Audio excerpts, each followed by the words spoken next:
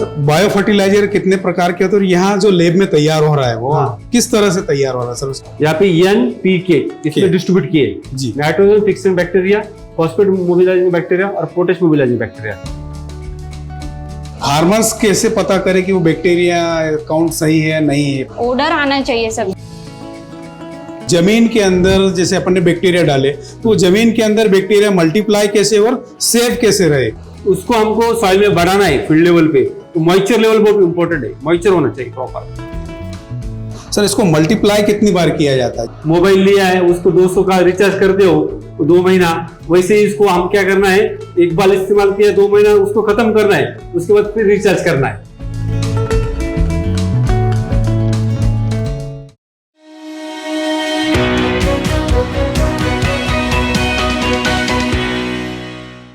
अभी अपन ने जो सॉइल टेस्ट और वाटर टेस्ट देखा है उसमें आपने रिकमेंडेशन भी है कि रासायनिक खाद देना, पर जब रासायनिक खाद बढ़ रहा है उसके दुष्परिणाम आ रहे हैं तो सर उस चीज को कैसे मैनेज करें कि किस तरह से बैलेंस हो?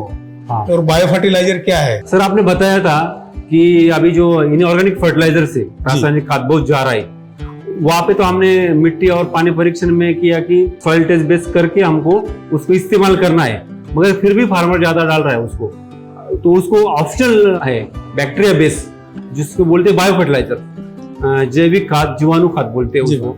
तो इसी हिसाब से हमने क्या किया, इधर कृषि विज्ञान केंद्र में एक बायो फर्टिलाइजर प्रोडक्शन लैब का यूनिट यहाँ पे एस्टेब्लिश किया है, तो उसमें पूरा बायो फर्टिलाइजर का प्रोडक्शन होता है। सर बायो फर्टिलाइजर कितने प्रकार के होते हैं और यहाँ जो लैब में तैयार हो रहा है वो किस तरह से तैयार हो रहा है सर, उसके प्रोसेस क्या है? हाँ, अभी ये तो हमने यूनिट एस्टेब्लिशमेंट किया है इसको बायो फर्टिलाइजर का, तो यहाँ पे सर 7 to 8 प्रकार के हमको बायो फर्टिलाइजर से यहाँ पे NPK इसमें डिस्ट्रीब्यूट किए nitrogen fixing bacteria, phosphate mobilising bacteria और पोटेश मोबिलाइजिंग बैक्टीरिया। तो नाइट्रोजन फिक्सिंग जो बैक्टीरिया है इसमें सर अभी आपको जो दिखा रहा हूं मैं वो सब मदर कल्चर है जी। हाँ, तो अभी ये जो एजोस्पिरिल्लम नाम का ये जो नाइट्रोजन फिक्सर बैक्टीरिया है जी, ये पूरा वेजिटेबल में काम करता है, एटमॉस्फेरिक नाइट्रोजन ये फिक्स करता है। उसके बाद आता है सर ये राइजोबियम, ये अपने डाइकॉट जो प्लांट है उसको मराठी में बोलते हैं कडधान्य पिक, तो डाइकॉट में ये काम करता है राइजोबियम। तो ये सोयाबीन और अपना चिकपी में सोयाबीन, राइजोबियम जापोनिकम नाम से। उसके बाद आता है सर ये अपना राइजोबियम लेगुमिनेसियम, ये भी अपना जो पीज रहता है वाटाना उसमें ये काम करता है। और उसके बाद आता है फिर ये PSB, अभी ये तीनों तो मैंने आपको बताया, ये नाइट्रोजन फिक्सर है, तो ये नाइट्रोजन जो खाद है अपना केमिकल खाद उसको 25% कम करता है। यूरिया वगैरह जो डालते हैं यूरिया 20% कम होता है। यूरिया, अमोनियम सल्फेट जो भी वाटर सोल्यूबल नाइट्रोजन बेस है उसको 10 to 25 कम करता है और 15% अपना प्रोडक्शन बढ़ाता है, तो ये काम करेंगे। तो ये सेकंड जो है पी बैक्टीरिया बोलते हैं, फॉस्फेट सोल्यूबल बैक्टीरिया, मराठी में उसको बोलते हैं स्फुरद विरघळणारा जीवाणु। तो ये बैक्टीरिया क्या करेगा सर, अभी फॉस्फेट क्या ऐसा है, फॉस्फेट फिक्सेशन का बहुत प्रॉब्लम है, फॉस्फेट जो लॉक हो गया अभी सॉइल में फिक्स हो गया उसको, तो उसको हमको अगर सोल्यूबल करना है तो ये बैक्टीरिया का इस्तेमाल करना है, बहुत इंपॉर्टेंट है। अभी जो भी अगर 100 kg हम फॉस्फोरस फर्टिलाइजर डालते तो ओनली 15% का अपटेक होता है सॉइल में से प्लांट में। अगर ये बैक्टीरिया यूज करेंगे तो उसका एफिशिएंसी बढ़ेगा, उसका अपटेक बढ़ेगा, ये बहुत इंपॉर्टेंट है। उसके बाद आता है सर अपना KMB पोटेश मोबिलाइजर बैक्टीरिया। आता पोटेश तो आपको पता ही होगा सर, पोटेश तो क्वालिटी पैरामीटर है जो शाइन लाता है, शुगर कंटेंट बढ़ाता है, सबसे बड़ा रोल सबसे बड़ा। मार्केट में अच्छा क्वालिटी हो तो मार्केट प्राइस अच्छा मिलेगा। तो पोटेश का भी ऐसा ही सर, वो भी सॉइल में क्या होता है अपना इनऑर्गेनिक जो है तो उसका नॉन सोल्यूबल हो जाता है, तो हमको सोल्यूबल करना है उसको। अगर वो सोल्यूबल होता है तो उसका अपटेक बढ़ेगा, तो सोल्यूबल की वजह से हमको एक KMB बैक्टीरिया उसको इस्तेमाल करना पड़ेगा। एक पोटेश मोबिलाइजर बैक्टीरिया क्या करेगा, उसको सोल्यूबल करेगा और फिर उसका अपटेक बढ़ेगा, तो क्वालिटी भी अपना बढ़ेगा। तो ये NPK बैक्टीरिया का मैंने आपको कल्चर बताया। अभी उसको हमको क्या करना है, फार्मर को प्रमोट करना है, फार्मर को देना है, तो उसमें हम बॉटल में आ गए अभी। जैसे कि अभी ये एजोस्पिरिल्लम आपको बताया मैंने, एजोस्पिरिल्लम तो ये 1 लीटर का हमने बना दिया उसको। उसके बाद आता है अपना ये PSB का बॉटल, फॉस्फोरस बैक्टीरिया का 1 लीटर का बन गया है। उसके बाद आता है अपना potash mobiliser bacteria, POTUS Molière bacteria का 1 लीटर का बॉटल हमने प्रोड्यूस किया है। सर जो आपने जो मदर कल्चर की जानकारी दी बैक्टीरिया के बारे में और बहुत सारा बताया, तो आप ये बताइए कि इसका प्रोडक्शन किस तरह से होता है बैक्टीरिया? हाँ, ये क्योंकि ये यूनिटी वही है, बायो फर्टिलाइजर प्रोडक्शन यूनिटी। अभी हमने पहले कल्चर का थोड़ा इंट्रोडक्शन किया, उसके बाद प्रोडक्ट का भी इंट्रोडक्शन किया। अभी इस प्रोडक्शन में सबसे पहले आता है सर कल्चर। ये कल्चर बहुत इंपॉर्टेंट है। एक कल्चर ऑथेंटिक होना चाहिए। अगर कल्चर ऑथेंटिक नहीं होता है तो फिर वो फार्मर के लिए क्वालिटी प्रोडक्ट जाएगा। तो कल्चर ऑथेंटिक होना बहुत इंपॉर्टेंट है, वो भी नेशनल लेवल लेबोरेटरी से, जो अपना रिसर्च स्टेशन रहता है वहां से गवर्नमेंट का, वहां से कल्चर जो अभी विसिकुलर में हमने रखा है कल्चर, उसके बाद उसको सब कल्चरिंग करके ये ऐसा बनाया है। ओके, उसके बाद आता है फिर उसको मल्टीप्लाई करना। तो मीडिया रहता है, मीडिया, इस मीडिया में नाइट्रोजन, फास्फोरस, पोटेशियम का हमको मीडिया में डालना है। उसको खाद बोलते हैं उसको, ये आर्टिफिशियल खाद है जी, वो केमिकल बेस्ड खाद है। उसको हमको क्या करना है, उसको मल्टीप्लाई करना है। उसके बाद आता है सर उसको स्टरलाइजेशन करना पड़ता है। एक तरह से कल्चर बोल सकते हैं, जो बैक्टीरिया उसका फूड है, उसका फूड है जी, एग्जैक्टली, उसका ये फूड है। उसके बाद उसको करना है हमको स्टरलाइजेशन। अगर हम स्टरलाइजेशन नहीं करते, मराठी में उसको सिंपल बोलते हैं निर्जंतुकीकरण। अगर स्टरलाइज नहीं करेंगे तो कंटेमिनेशन हो जाएगा, उसमें अदर बैक्टीरिया आ जाएगा। तो स्टरलाइजेशन ऑटोक्लेव में करना पड़ता है। ये बहुत सेकंड स्टेप इंपॉर्टेंट है। उसके बाद आता है सर इनोकुलेशन। वो बाजू वाला है, उसमें लैमिनार फ्लो बोलते हैं, उसको हम क्या करते हैं, इनोकुलेशन करते हैं। जो जैसे कि मदर कल्चर हमने फूड मटेरियल में डाल दिया, नॉर्मल सा सुई जैसा रहता है वो, एकदम नॉर्मल बैक्टीरिया, उसको हमको उस फूड मटेरियल में डालना है।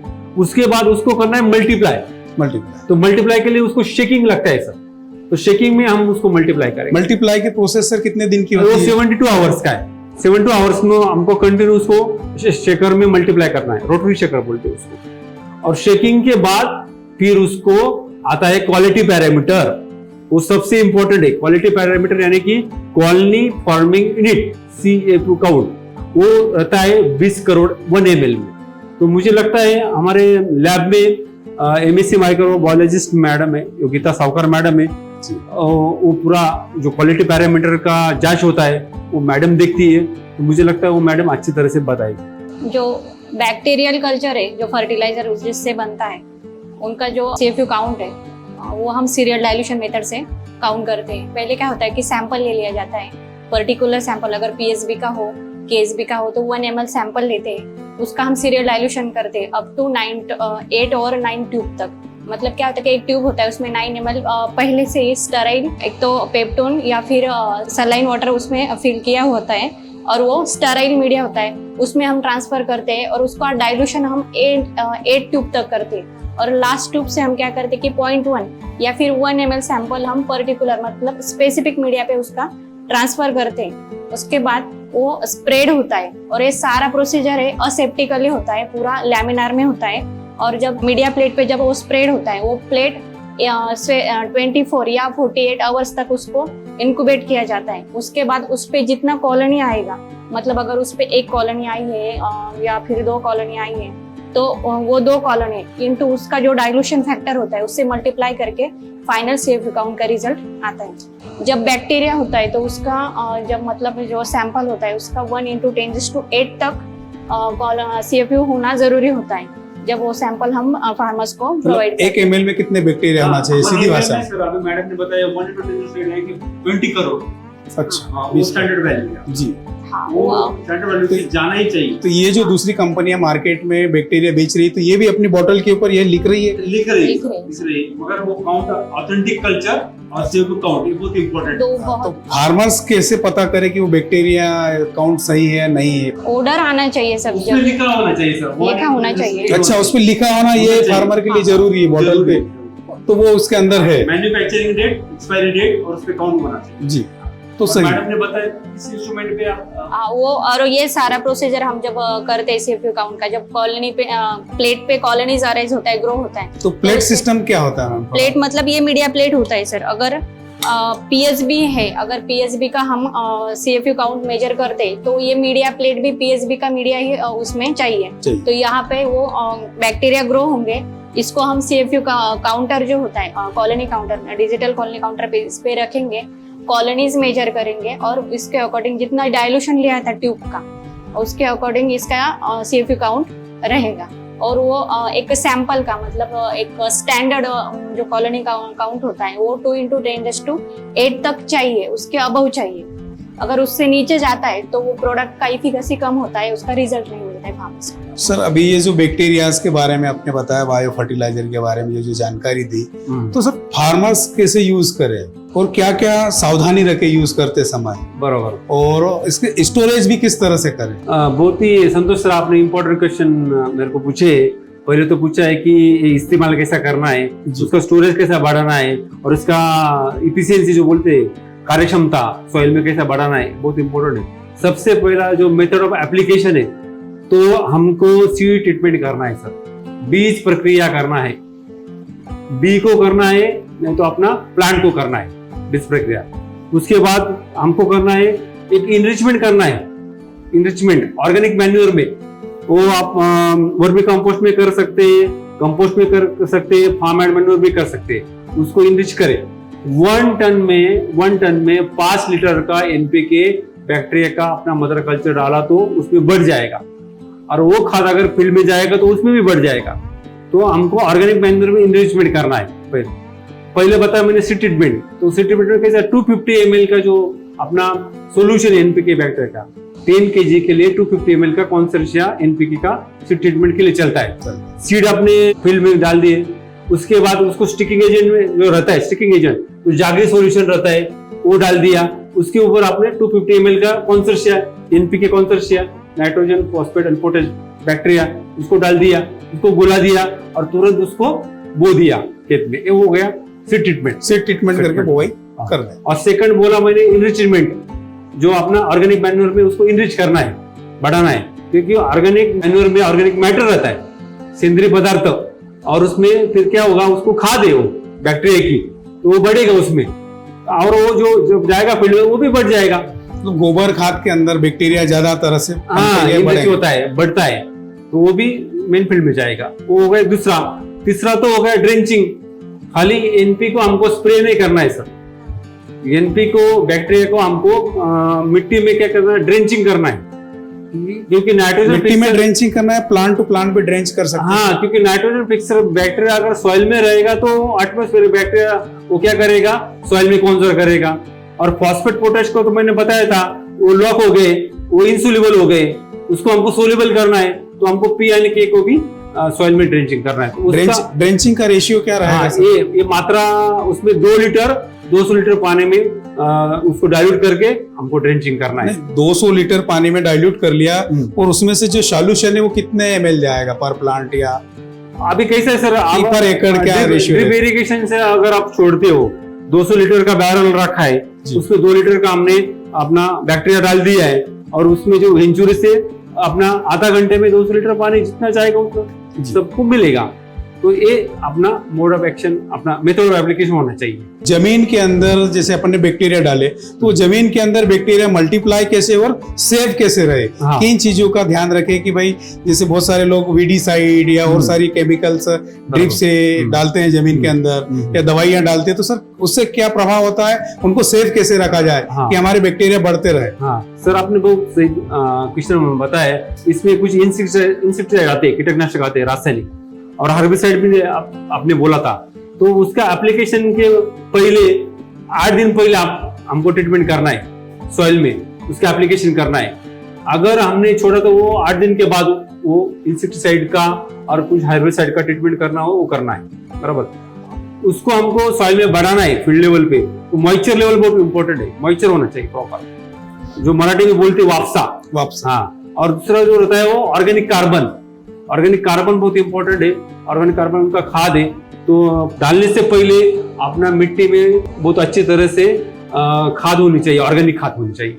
जैसे जो लोग मल्चिंग कर रहे हैं सर, उसमें तो ज्यादा बेनिफिट है ना, क्योंकि मल्चिंग के अंदर तो मॉइस्चर बना रहता है, तो उसमें बैक्टीरिया को पनपने के लिए ज्यादा मॉइस्चर मिलता है। उसमें इवैपोरेशन नहीं होगा, मॉइस्चर लेवल मेंटेन रहेगा, उसमें बहुत अच्छा बढ़ेगा।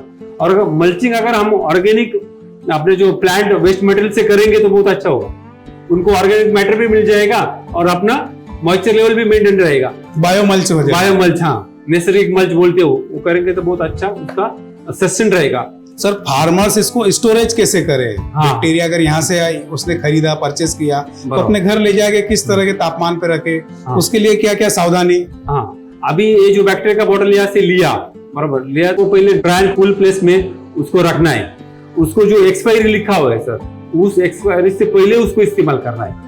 अगर एक्सपायरी चला जाएगा तो फिर उसका इफेक्ट नहीं रहेगा। वो बॉटल में लिखा रहता है मैन्युफैक्चरिंग डेट क्या है, एक्सपायरी डेट क्या है, सीएफओ काउंट क्या है, कितना डोज है, वो पूरा बॉटल में लिखा रहता है। तो हमारे यहाँ का जो प्रोडक्ट है वो तो हम 6 मंथ का वैलिडिटी है उसका एक्सपायरी, और जो सीएफओ काउंट है वो मैंने आपको बताया 20 करोड़ का है 1 ml में, और जो मात्रा है वो 2 लीटर पानी का है। सर दूसरा, जैसे बैक्टीरिया जीवित है, ये एक फार्मर लेवल से किसान कैसे समझे कि मैं जो बॉटल लेके आया इसके अंदर ये बैक्टीरिया जीवित है या नहीं जीवित है, डैमेज हो चुके हैं या सिर्फ पानी बचा है? बराबर, ये बहुत प्रैक्टिकल लेवल का आपने क्वेश्चन, क्योंकि हम पूरा टेक्निकल में गए हुए जी। तो जब वो ढक्कन खोलता है बोतल का, तो उसमें एक टिपिकल स्मेल आता है। टिपिकल स्मेल, वो स्मेल इंडिकेट करता है कि इसमें प्योर बैक्टीरिया है और ये बैक्टीरियल सॉल्यूशन है और ये बायो फर्टिलाइजर है। अगर उसमें जो स्मेल नहीं आएगा तो उसमें कुछ नहीं है, बैक्टीरिया नहीं है और बायो फर्टिलाइजर प्रॉपर नहीं है। तो एक तो स्मेल वाला तरीका हो स्मेल वाला तरीका। दूसरा तरीका क्या है आसान भाषा में, कि जो किसान समझ जाए कि बैक्टीरिया जीवित है? बैक्टीरिया जीवित का तो अभी जो रिजल्ट होगा सर, जब हम डालेंगे वो रिजल्ट दिखेंगे। जितना भी अभी समझो हमने नाइट्रोजन फिक्सन बैक्टीरिया यूज किया है, तो वेजिटेटिव ग्रोथ का साइन दिखता है उसमें अच्छी तरह से। ये साइन कितने दिन में पता लगेगा? जैसे आज बैक्टीरिया डाले अपन ने फील्ड में, तो कितने दिन में साइन आएगा क्रॉप के ऊपर कि भाई आपका नाइट्रोजन बढ़ा हुआ है, या उसका जो डिस्टेंस है ब्रांचेस का, वो डिस्टेंस बढ़ गया है? अभी फ्लावरिंग स्टेज तक उसको पता चल जाएगा सर। हर क्रॉप का फ्लावरिंग स्टेज, वेजिटेटिव रहता है, फ्लावरिंग रहता है, फ्रूटिंग रहता है। फ्लावरिंग स्टेज तक हमको ये पता चल जाता है, अच्छा ग्रीनरी हो जाता है वो। आज केवी के नासिक में हैं हम, और आज सर ने जो बैक्टीरिया के बारे में हमको जानकारी दी कि बैक्टीरिया का बेनिफिट क्या है, उसके फायदे क्या है, खाद कितना कम होता है। तो ये जो बैक्टीरिया है, हमारा जो किसान है जो देख रहे हैं हमारी चैनल को, उन लोगों तक कैसे पहुंचेगा, या क्या व्यवस्था रहेगी, या किस तरह से वो आपसे कांटेक्ट कर सकते हैं? और किसान हम फोन कॉल से भी जुड़ सकते हैं, किसान यहाँ भी आ सकते हैं, उनको कुछ लगे मदर कल्चर वो भी हम कुरियर कर सकते हैं। उनको हम यहाँ से तो पूरा जो बायो फर्टिलाइजर जा रहा है सर, वो मल्टीप्लिकेशन के लिए जा रहा है। 1 लीटर बायो फर्टिलाइजर अब हमारे किसान 20 लीटर बना रहे हैं, वो 7 दिन में बन जाता है और 2000 लीटर पानी के लिए बन जाता है। तो बार बार उसको इधर आने की जरूरत नहीं, और कम खर्चे में वेरी सिंपल मेथड है, अपने प्लास्टिक ड्रम में वो मल्टीप्लाई कर सकता है। सर बैक्टीरियाओं के बारे में आपने बहुत सारी जानकारी और नॉलेज शेयर किया। सर एक फार्मर्स बैक्टीरिया कैसे मल्टीप्लिकेशन कर सकता है या मल्टीप्लाई कर सकता है? सर ये फार्मर जब बैक्टीरिया अपना खेत में मल्टीप्लाई करेगा तब ये बायो फर्टिलाइजर खेत में जाएंगे सर, क्योंकि इनको बार बार या लैब में आना, उनको खर्चा प्रोडक्शन का बढ़ जाएगा। तो अपना केवी के जो है एक इनोवेशन किया है, इसमें कैसा है, अपना जो बैक्टीरिया है वो खेत में मल्टीप्लाई कर सकता है। जैसे कि एन बैक्टीरिया, पी बैक्टीरिया, के बैक्टीरिया, 3 बॉटल हो गई, उसका कॉस्ट हो गया sir 750 rupees, 250 rupees per litre इसका कॉस्ट हो गया। और फिर फार्मर को ये लेके जाना है यहाँ से, क्योंकि यहाँ पे ऑथेंटिक है। और आपने कॉलोनी फार्मिंग की बात की, वो कॉलोनी फार्मिंग भी उसका अच्छा है, 20 करोड़ तक है उसका। तो उसको हमको क्या करना है, खेत में मल्टीप्लाई करना है, तो उसको प्लास्टिक ड्रम लेना पड़ेगा, 20-20 लीटर के 3 ड्रम लेना पड़ेगा। तो उसको अभी खाद डालनी है, तो फिर अपना जागरी सॉल्यूशन रहेगा और अपना प्रोटीन बेस रहेगा चिकपी का, गुड़ और चना का बेस कितना रहेगा? वो आधा केजी रहेगा, आधा केजी बेसन, आधा केजी जागरी गुड़, आधा केजी बेसन पिट रहेगा, और 1 लीटर का अपना ये मदर कल्चर रहेगा। उसके बाद जो अपना पानी इस्तेमाल करेंगे तो उसको बॉईल करके ठंडा करके इस्तेमाल करेंगे, बॉईल पानी, स्टॉइल वाटर बोलते हैं उसको, बराबर। अभी जो हमने किया है केवी के ने, तो ये ढक्कन को भी एक मैकेनिज्म किया है, उसको बोलते हैं वेंट प्लग। उसको निकालने का है, बॉटल का वेंट प्लग इधर लगाना है। तो ये वेंट प्लग क्या है, जो कार्बन डाइऑक्साइड है वो बाहर ऑटोमेटिक जाता है, और जो बाहर का कंटेमिनेटेड एयर है वो अंदर नहीं जाएगा। तो इससे क्या होगा, जो बॉटल में सस्टेन रहता है 6 महीने, तो उतना तो नहीं, मगर 1-2 महीने इधर अच्छा रहेगा, 2 महीने तक अच्छा रहेगा। 2 महीने तक ये स्टॉक सोल्यूशन अच्छा रहेगा। तो ये करना है फार्मर को, वो अलग से कुछ वेट पैक लाना नहीं, यहाँ से कट करके इसको लगाना है यहाँ पे। तो उसके बाद आपने स्टेरल वाटर इसमें डाल दिया ठंडा करके, और जब ये बॉटल कल्चर डालेगा उसमें, तब एक थोड़ा सा ओवर फ्लेम करना पड़ेगा। ओवर फ्लेम यानी कि अपन को स्टिक लेना है, उस पर थोड़ा कपड़ा बांध के रॉकेल डाल के उसको जलाना है। तो ईयर थोड़ा सा क्या करने का अपन को हॉट करना है, ये आसपास की जो हवा है वो हाँ, गर्म। तब तुरंत ये अपना NPK बायोफर्टिलाइजर का मदर कल्चर डाल देना है। तो उसको अभी ढक्कन लगा दिया है, तो 7 दिन उसको मल्टीप्लाई के लिए रखना है। 7 दिन के बाद फिर हमको उसको इससे करना है। अभी 3 लीटर का हो गया 60 लीटर, 60 लीटर बन गया ना 3 लीटर से, तो 15,000 का बन गया है सर। अभी ये 60 लीटर लेंगे तो फिर 15,000 फार्मर को देना पड़ेगा, और ये बन जाएगा 6,000 लीटर के लिए। अच्छा, मल्टीप्लाई हो। हाँ, 6,000 लीटर के लिए हम डाइल्यूशन कर सकते हैं। तो अगर ये फार्मर करेगा तो बायो फर्टिलाइजर अपना खेत तक जाएगा। बहुत ही सिंपल मेथड है, और इसमें अपना KVK बहुत बढ़िया काम कर रहा है। हमारे फार्मर इधर आ रहे हैं, फार्मर हमारे यहाँ पे NPK बायो फर्टिलाइजर के मदर कल्चर ही लेके जा रहे हैं, मल्टीप्लाई कर रहे हैं, और अपना इनऑर्गेनिक फर्टिलाइजर की बात चल रही है, नाइट्रोजन में फॉस्फेट पोटेश, उसकी भी मात्रा 25% कम हो रहा है, प्रोडक्शन 50% बढ़ रहा है। सर इसको मल्टीप्लाई कितनी बार किया जाता है? जैसे ये तो हाँ, एक बार डाला तो एक हो गया, कितनी बार कर सकते सर हैं? अभी बॉटल जैसे मोबाइल आप इस्तेमाल करते हो, मोबाइल लिया है उसको 200 का रिचार्ज करते हो तो 2 महीना, वैसे ही इसको हम क्या करना है, एक बार इस्तेमाल किया 2 महीना उसको खत्म करना है, उसके बाद फिर रिचार्ज करना है, फिर से मोबाइल नया, जैसे करना फिर से है। नया डालना। हाँ, इसमें से नहीं मल्टीप्लाई करने का। अगर इसमें से मल्टीप्लाई करोगे तो थोड़ा सा वो कंटेमिनेशन रहेगा। अगर लैपटॉप फ्रेश लोगे तो अच्छा रहेगा, फ्रेश रहेगा। तो 2 महीने के बाद मल्टीप्लाई करते रहने का, फ्रेश कल्चर लेके। और एक प्रोडक्ट है सर माइक्रोराइजा, जैसे हमने आपको बताया है NPK, वैसे एक माइक्रोराइजा भी बहुत इंपॉर्टेंट बायो फर्टिलाइजर है जो हम अभी लॉन्च कर रहे हैं। उसका अभी आपको प्रोसीजर में दिखाऊंगा, तो उधर जाते हैं अभी। सर माइक्रोराइजा का रोल फसल के अंदर क्या हाँ, होता है? तो माइक्रोराइजा ऐसा है सर, जब ट्रेस में रहता है, ट्रेस कंडीशन रहता है सॉइल में, यानी कि मॉइस्चर ट्रेस रहता है, न्यूट्रिएंट ट्रेस रहता है, तो ये बंदा माइक्रोराइजा वो पूरा खींच लेता है, वाटर खींच लेता है, न्यूट्रिएंट खींच लेता है, और अपना होस्ट को देता है।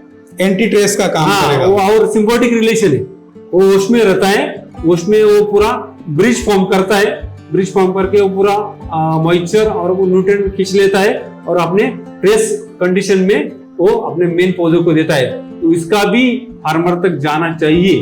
तो सर अभी माइक्रोराइजा की बात हुई थी, तो उसका भी जैसे हमने मल्टीप्लिकेशन बताया, उसका भी हम अभी माइक्रोराइजा का मल्टीप्लिकेशन आपको बताएंगे, जैसे कि फार्मर तक जाएगा वो भी। ठीक है, चलो सर, मैंने आपको बताया था कि माइक्रोराइजा भी सबसे इम्पोर्टेंट बायो फर्टिलाइजर है। NPK बारे में हमने जांच ली। अभी माइक्रोराइजा प्रोडक्शन कैसा करते हैं हम, कैसा कर रहे हैं, तो हमारी माइक्रोबायोलॉजिस्ट जो मैडम है योगिता सावकर मैडम, वो आपको बताएगी। माइक्रोराइजा हमने इन गमलों में हमने ग्रो किया है। तो इसका बेसिकली प्रोसीजर क्या है सर, कि जो सॉइल है इसका मतलब ये जैसे हमने बायो फर्टिलाइजर देखा उससे थोड़ा अलग इसका प्रोसीजर है। वो ये विट्रो कल्चर होता है, यहाँ हमें लाइव प्लांट पे इसका कल्चर बनाना पड़ता है। जिसका जो सॉइल है 1 पार्ट हमने कंपोस्ट लिया है और 3 पार्ट उसका सॉइल लिया है, और उसको क्या है, हमें उसको धूप में सुखाना है। कंपोस्ट लेना ही ठीक रहेगा या दूसरा कुछ उसका ऑप्शनल? क्या होता है क्या सर, हम कंपोस्ट लेना ठीक रहेगा क्योंकि उसका पोरोसिटी अच्छा होता है, वाटर होल्डिंग कैपेसिटी अच्छा होता है, और अच्छी तरह से ग्रो होता है वो। और उसके बाद क्या करना है, वो पूरा हमें कंपोजिशन बना के, मतलब सॉइल का और कंपोस्ट का, हमने उसे धूप में सुखाना है। 5 to 7 डेज के लिए हमने उसको सोलर ट्रीटमेंट दे दिया। उसके बाद हमने उसको गमलों में ऐसे सॉइल को भर दिया। और ये क्या होता है सर, सॉइल स्टराइल हो गई इसके, अगर हमने सॉइल को स्टराइल कर लिया तो जो माइक्रोराइजा ग्रो होगा उसको कोई दिक्कत नहीं आएगी, उसमें कोई इन्फेक्शन हमें नहीं दिखाई देगा। और उसके बाद क्या करना है, जब हमने सॉइल इस गमलों में जैसे भर दिया है, उसके बाद जो माइक्रोराइजा का मदर कल्चर होता है, वो मदर कल्चर हम इन गमलों में क्या करेंगे, स्प्रेड करेंगे। और माइक्रोराइजा जनरली तो एक गमले में जो माइक्रोराइजा का कल्चर है वो कितना डाल? सर वो 20 to 25 ग्राम, उससे अबव भी जा सकता है सर। मतलब जितना हमने मिट्टी का प्रोपोर्शन लिया है उसके अकॉर्डिंग हो जाएगा सर। 25 ग्राम्स के अबव भी जा सकता है, या जनरली हम 25 ग्राम ले सकते हैं सर। उसको हमने सॉइल में मिक्स किया है। और जनरली माइकोराइजा ग्रो होता है सर मेज पे, ज्वारी पे और बाजरा पे, उसका अच्छा आइसोलेशन मिलता है उसमें। अच्छा, तीन ही Roots क्रॉप्स पे। के ऊपर हाँ, अपन 3 क्रॉप्स पे ऊपर अच्छा आइसोलेशन मिलता है उसको। रूट्स पे हमने उसको आइसोलेट करना है। जी तो ये जो 2 गमले दिख रहे हैं सर, ये 2 मेज के है सर। जी। हाँ, तो इसमें अभी इसको सर 25 डेज हमें कंप्लीट हो चुके हैं। और इसका जो प्रोसीजर है, मतलब इसका पूरा जो प्रोडक्शन 45 डेज या फिर 90 दिन तक ये कंप्लीट होगा प्रोडक्शन। उसके बाद हम क्या करेंगे कि ये जो पूरा ऊपर का जो घास है, मतलब ये पूरा प्लांट है, उसको कट करेंगे। कट कर। हाँ, और जो रूट्स होता है माइकोराइजा का, मतलब प्लांट का जो रूट होता है और उसके रिलेटेड जो सॉइल होती है, उसमें पूरा माइकोराइजा का आइसोलेशन हो, मतलब कल्चर होगा उसका। और उससे हम क्या कर सकते हैं, वो डायरेक्ट कल्चर हम फार्मर्स को प्रोवाइड कर सकते हैं। और उससे पहले हम उसका क्या करेंगे, क्वालिटी पैरामीटर फिर टेस्ट करेंगे उसका। माइकोराइजा का सिस्ट दिखता है सर। क्वालिटी पैरामीटर्स में क्या टेस्ट करते हैं कि सर सॉइल सैंपल लेंगे हम, कुछ ग्राम, मतलब 50 ग्राम सॉइल सैंपल लेंगे या 100 ग्राम सॉइल सैंपल लेंगे। उसमें क्या है, सिस्ट जैसा एक स्ट्रक्चर दिखाई देता है।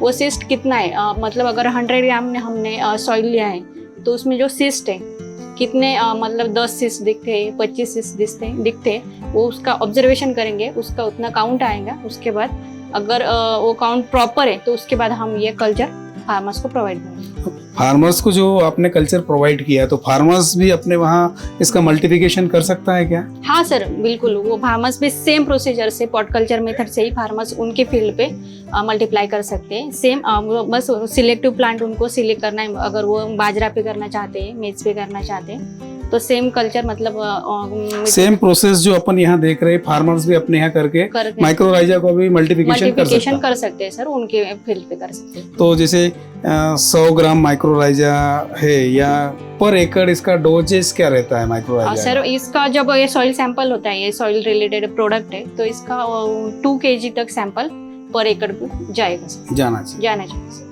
माइक्रोराइजा के बारे में मैम आपने बहुत सारी जो जानकारी दी, जो किसानों के लिए फायदेमंद है और मल्टीप्लाई कर सकते हैं, ये बहुत ही महत्वपूर्ण जानकारी दी। इसके लिए बहुत बहुत धन्यवाद। Thank you sir, welcome.